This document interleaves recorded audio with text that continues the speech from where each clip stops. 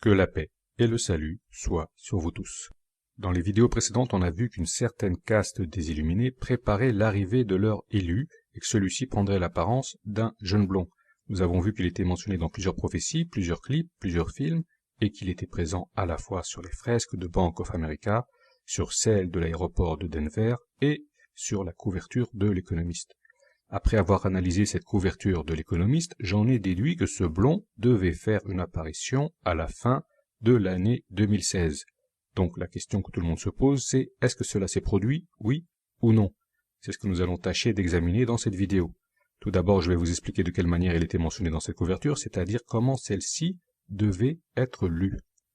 J'ai montré que celle-ci se partageait en deux parties. La première montrait des personnalités de notre époque, tandis que la seconde montrait des personnalités des années 80 et 90. J'ai montré que cette une devait se lire de gauche à droite, et que la ligne de démarcation se faisait juste après le petit blond au niveau de la pagode japonaise, et j'ai fait remarquer que celui-ci était visé par le canon d'un combattant islamiste. Symboliquement, cela voulait dire que dès qu'il apparaîtrait, ce petit blond aurait des musulmans pour ennemis. Il faut savoir que l'Antéchrist, celui qui va se faire passer pour Dieu, est incompatible avec la doctrine islamique pour qui il n'y a pas d'autre Dieu que Dieu. Les musulmans ils n'arrêtent pas de répéter cela jour et nuit depuis 14 siècles, il n'y a donc aucun risque qu'ils se mettent soudain à se vouer à l'adoration d'un homme. Par conséquent, ils seront éliminés. Les musulmans seront massacrés, aussi bien dans leur propre pays qu'à l'étranger. Les prophéties islamiques appellent cet épisode le Malhama, ce qui veut dire la boucherie, le grand massacre. Et elles annoncent que c'est juste après que l'Antéchrist devrait faire officiellement son entrée en scène. D'autres prophéties mentionnent également ce génocide qui sera sans précédent, ce sera du jamais vu, autant de gens qui vont mourir en aussi peu de temps à cause de leur appartenance religieuse, on n'aura jamais vu ça.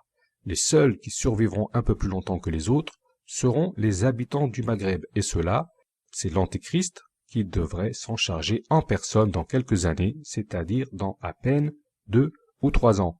Comment je le sais? Je n'ai eu qu'à lire le livre de l'Apocalypse et à faire fonctionner mes neurones. Si les musulmans seront exterminés d'office, parce qu'ils ne sont pas compatibles avec le nouvel ordre mondial de l'Antéchrist, il n'en est pas tout à fait de même avec les chrétiens.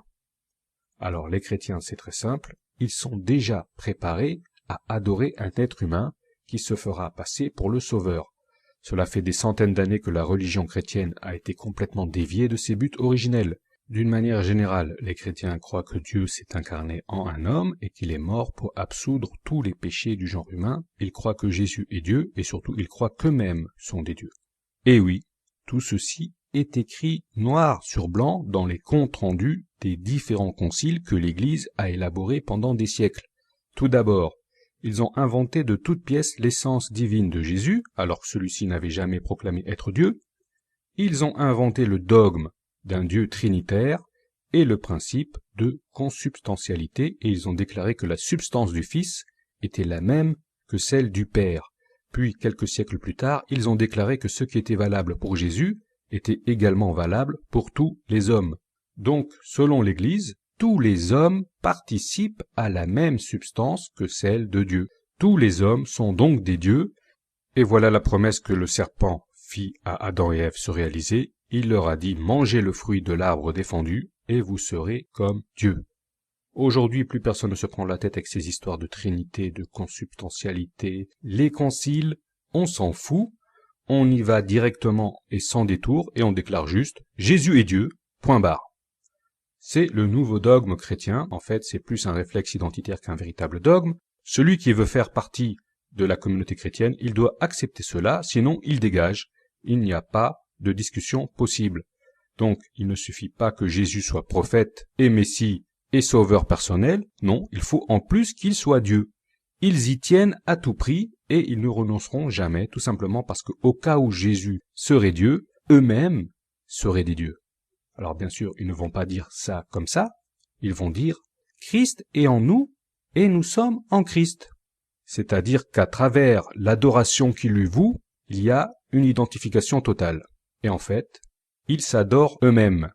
Je rappelle que c'est pour s'être adorés eux-mêmes, quelques instants, quelques microsecondes, que les anges les plus proches de Dieu ont été aussitôt précipités dans le puits de l'abîme, c'est-à-dire dans cette dimension. J'ai oublié de mentionner que les différents conciles ont également légalisé l'idolâtrie, sans que personne ou presque n'y trouve quoi que ce soit à redire, et pourtant, le livre de l'Apocalypse annonce explicitement que les idolâtres finiront dans les temps de feu. Mais bon, là aussi, c'est pas grave. Ils s'en foutent. Cela leur passe à des kilomètres au-dessus de la tête. Cette histoire de divinité du Christ soulève les passions à chaque fois qu'elle est évoquée, et elle a le potentiel de créer un véritable schisme parmi les fidèles. Or, même cela a été prophétisé par Jésus. Que disait-il? C'est dans Matthieu 10. Ne croyez pas que je sois venu apporter la paix sur la terre, je ne suis pas venu apporter la paix, mais l'épée.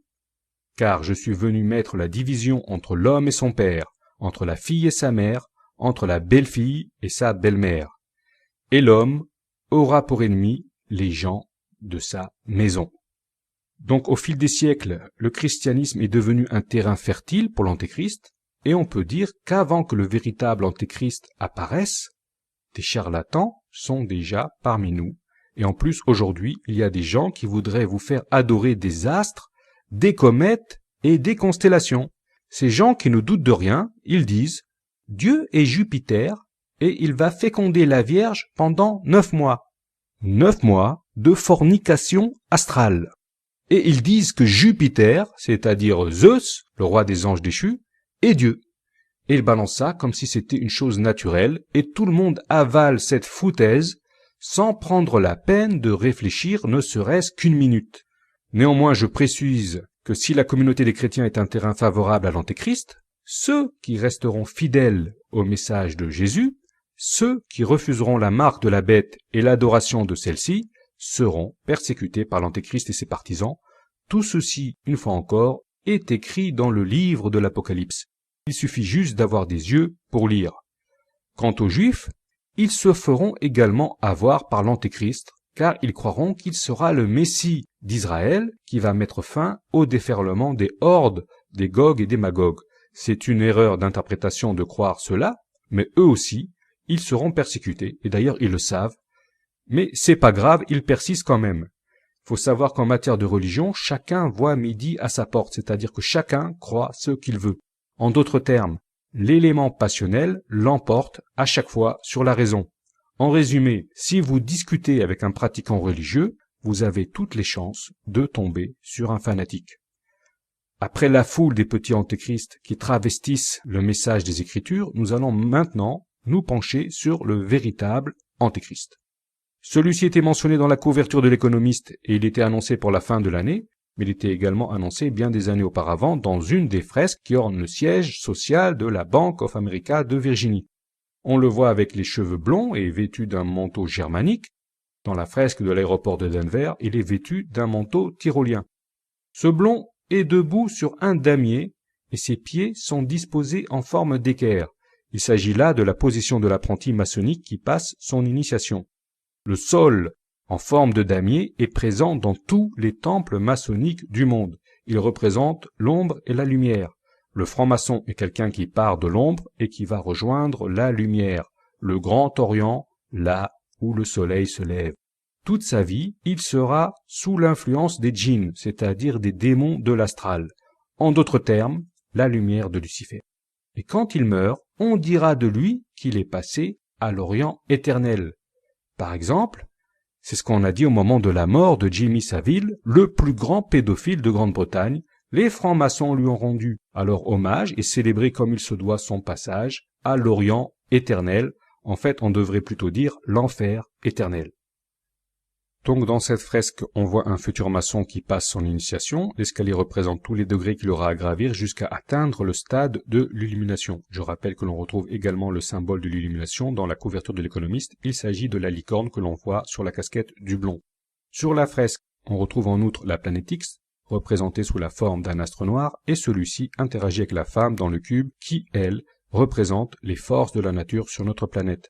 Le type au fond qui lit un bouquin pendant qu'un olivier brûle, il représente les gens insouciants, les incrédules et les dubitatifs qui sont absorbés par leurs distractions et qui ne se rendent pas compte que l'ère de la paix, symbolisée par l'olivier, touche à sa fin. Tout cela signifie que le blond devrait commencer son initiation à ce moment précis de notre époque, qui voit une amplification des cataclysmes naturels déclenchés par la planète X, sur fond de guerre et de tensions géopolitiques. C'est le moment qui précède la Troisième Guerre mondiale qui, je le rappelle, est prévue pour 2017, quand les blés seront mûrs. Tout cela recoupe l'analyse de la couverture de l'économiste, mais cela ne s'arrête pas là. Observons maintenant les trois personnages. On voit deux hommes, un blanc, un noir et une femme bizarre qui ressemble un peu à une sorcière. Ils regardent le blond, sauf l'homme noir qui lui tourne le dos. Qu'est-ce que cela veut dire? Il a fallu attendre la fin de l'année 2016 pour comprendre ce que représentaient ces personnages. Avant, ce n'était pas possible. En fait, il a fallu attendre le duel entre Trump et Clinton. Donc, vous l'aurez compris, l'homme vêtu d'un manteau et qui ressemble à un homme d'affaires, c'est bien évidemment Donald Trump, et la femme à côté de lui, c'est cette sorcière d'Hillary Clinton. L'homme noir qui détourne le dos et qui regarde ailleurs, vers le passé, c'est donc le président sortant, Barack Obama. Mais cela ne veut pas dire qu'il y a des années, des gens auraient organisé l'élection de 2016, mais tout simplement que cette fresque est le fruit d'une vision de l'avenir. Il faut savoir que les agents psy sont entraînés à dessiner leur vision. Par exemple, les cartes du jeu de Steve Jackson ont été élaborées à partir de ces visions. On y voit beaucoup de choses, comme l'attentat du World Trade Center, celui sur le Pentagone, le séisme du 11 mars au Japon. On y voit Julian Assange, Trump et même Dieudonné. Ce que ces visionnaires ont vu, c'est que l'Antéchrist devrait apparaître à notre époque précise qui a vu le duel entre Trump et Hillary au moment du départ d'Obama. Donc forcément de deux choses l'une. Soit il est apparu, mais ce fut de manière vraiment fugace, et on ne s'en est pas rendu compte, soit la révélation de celui-ci n'a été réservée qu'aux seuls initiés, qu'aux illuminés. Voilà quels sont les paramètres dont nous disposons. On sait que l'Antéchrist est né le jour du 11 septembre 2001. Par exemple, ce n'est pas pour rien si aujourd'hui de prétendus chrétiens soutiennent la thèse que Jésus serait né un 11 septembre. On sait donc qu'il aurait 15 ans et qu'il serait blond et avec des origines germaniques. Et en 2011, une info a fuité à partir des sites de la Lucy Trust, c'est Benjamin Crème et ses copains, selon laquelle il serait déjà capable de parler couramment 10 langues dès l'âge de 10 ans. Pourquoi? Tout simplement parce que le moment venu, il voyagera vers tous les peuples pour leur demander de l'adorer, et il s'adressera à eux dans leur propre langue. Il va donc parler en anglais, en arabe, en français, en russe, en chinois, en hindi. Donc déjà avec 10 langues, il couvre la majorité du spectre linguistique mondial. C'est une info intéressante à plus d'un titre, car cela signifie qu'il est obligé de passer par une phase d'apprentissage, c'est-à-dire qu'il n'a pas la science infuse. Ce ne serait donc pour le moment qu'un humain, et non un démon vieux de plusieurs milliers d'années incarné dans un corps d'homme. Il y a donc une petite nuance. Cela signifie qu'il est tout à fait possible que l'Antéchrist lui-même ne sache pas vraiment qui il est. Ce ne serait qu'un ado plus ou moins normal qui parlerait plusieurs langues. Si l'Antéchrist ignore au départ sa propre nature, cela expliquerait l'initiation que l'on voit sur la fresque. C'est donc à partir d'aujourd'hui qu'il commencerait à gravir les échelons jusqu'à prendre la tête du mouvement des Illuminés. Dans la prochaine vidéo, nous examinerons en fonction de ces paramètres quels pourraient être les meilleurs candidats au poste de l'Antéchrist. Sur ce, je vous remercie de m'avoir suivi et je vous donne rendez-vous pour la prochaine vidéo.